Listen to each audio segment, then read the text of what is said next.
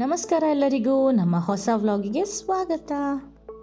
ನಾವು ಹೋಗಿದ್ದು ಇನ್ orbit mall ಹುಬ್ಳಿಯಲ್ಲಿ. ಅಲ್ಲಿ ಟೈಮ್ ಝೋನ್ ಅಂತ ಇದೆ.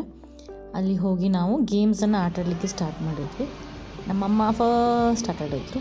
ಇಲ್ಲಿ ಜೋರಾಗಿ ಹ್ಯಾಮರಿಂದ ಹೊಡಿಬೇಕು. ಪಾಯಿಂಟ್ಸ್ ಎಷ್ಟು ಸ್ಕೋರ್ ಆಗುತ್ತೆ ಅದು ನಿಮ್ಮ ಕಾರ್ಡಲ್ಲಿ ಆ್ಯಡ್ ಆಗುತ್ತೆ.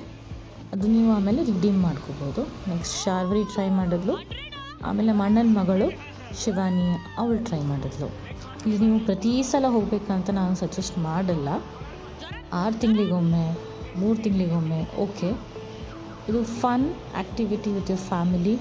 ಮಕ್ಕಳು ಎಂಜಾಯ್ ಮಾಡೋದು ಮಾಡ್ತಾರೆ.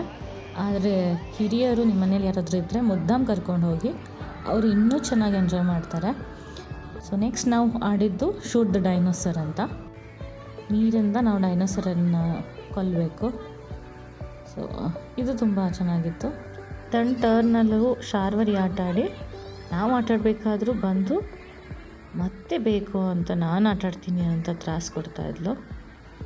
ಆದರೆ ನಾನು ಬಿಟ್ಕೊಡ್ಲಿಲ್ಲ, ವಾಸುಕಿ ಬಿಟ್ಕೊಟ್ಬಿಟ್ಟ.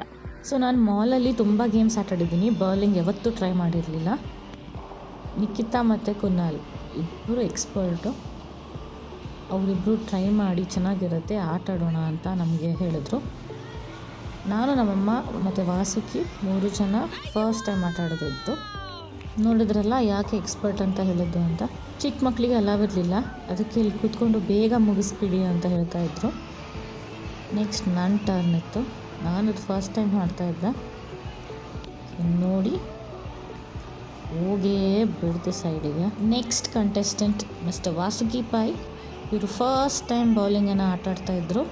ಸೊ ಇವ್ರ ಬಾಲ್ ಎಲ್ಲಿ ಹೋಗುತ್ತೆ, ಯಾರ ತಲೆ ಮೇಲೆ ಬೀಳುತ್ತೆ ಏನಂತ ನೋಡಿ ಫಸ್ಟ್ ಹೊಡೆದಿದ್ದೇ ಸ್ಟ್ರೈಕ್ ಹೊಡೆದ್ಬಿಟ್ಟಿದ್ದಾರೆ ನನ್ನ ಮನೆಯವರು. ನನಗೆ ಬರಲ್ಲ, ನನಗೆ ಗೊತ್ತಿಲ್ಲ ಅಂತ ಹೇಳಿ ಅವರೇ first shot full strike ಹೊಡೆದ್ಬಿಟ್ಟಿದ್ದಾರೆ.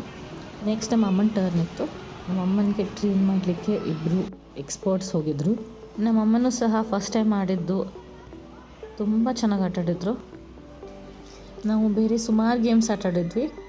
Record ಮಾಡಲಿಕ್ಕೆ ನನಗಾಗಲಿಲ್ಲ. I wanted to live in the moment. So ಸ್ವಲ್ಪ ಕ್ಲಿಪ್ಸ್ ಆ್ಯಡ್ ಮಾಡಿದ್ದೀನಿ.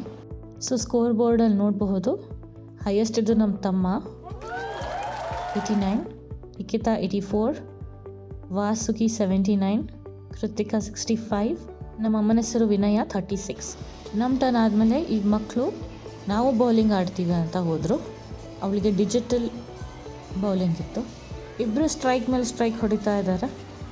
ತುಂಬ ಪಾಯಿಂಟ್ ಸ್ಕೋರ್ ಮಾಡಿದ್ರು ಇಬ್ಬರು ಸೇರಿ. ನೋಡಿ ಶಿವಾನಿದು ಸ್ಟ್ರೈಕ್ ಆಗುತ್ತೆ.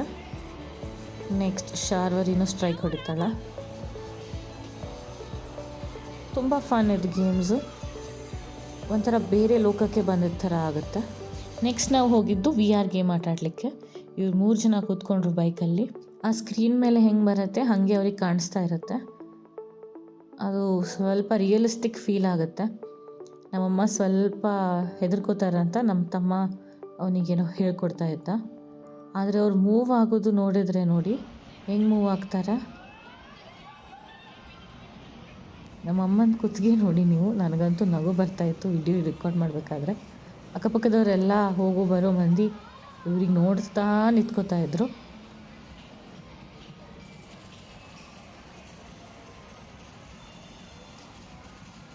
ಈ ಗೇಮ್ ಸುಮಾರು ಹೊತ್ತಾಯಿತು.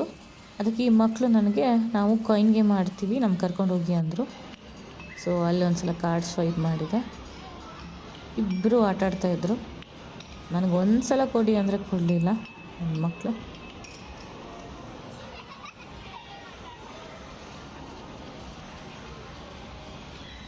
ಇವೆಲ್ಲ ಆಟ ಇದ್ದಾಗ ಹಸಿವು ಇಲ್ಲ, ನೀರಡಿಕೆನೂ ಇಲ್ಲ ಈ ಮಕ್ಕಳಿಗೆ.